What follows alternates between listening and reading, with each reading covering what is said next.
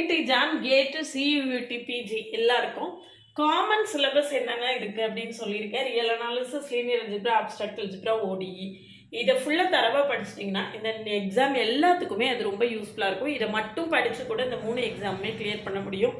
எக்ஸ்ட்ராவாக complex analysis வேணும்னா CUET, பிஜிக்கு படிச்சுக்கலாம். பட் இது படித்தாலே இந்த 3 எக்ஸாமும் கிளியர் பண்ணுறதுக்கான சான்சஸ் இருக்குது. இதுக்கான நியூ பேட்ச் 1 ஜூலை 2025 ஆரம்பிக்கிறேன்.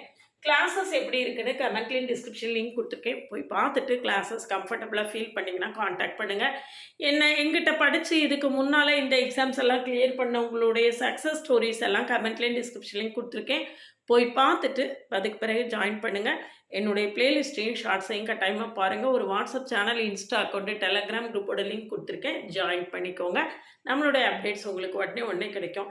இந்த மாதிரி எக்ஸாம்ஸை கிளியர் பண்ணி நல்ல சென்ட்ரல் கவர்மெண்ட் யூனிவர்சிட்டிஸில், சென்ட்ரல் கவர்மெண்ட் அண்டர்டேக்கிங் இன்ஸ்டியூட்ஸில் போய் நீங்கள் ஜாயின் பண்ணும்போது உங்களுடைய ஃப்யூச்சர் வெல் செட்டில்டாக இருக்கும் அப்படிங்கிறது தான் உண்மை.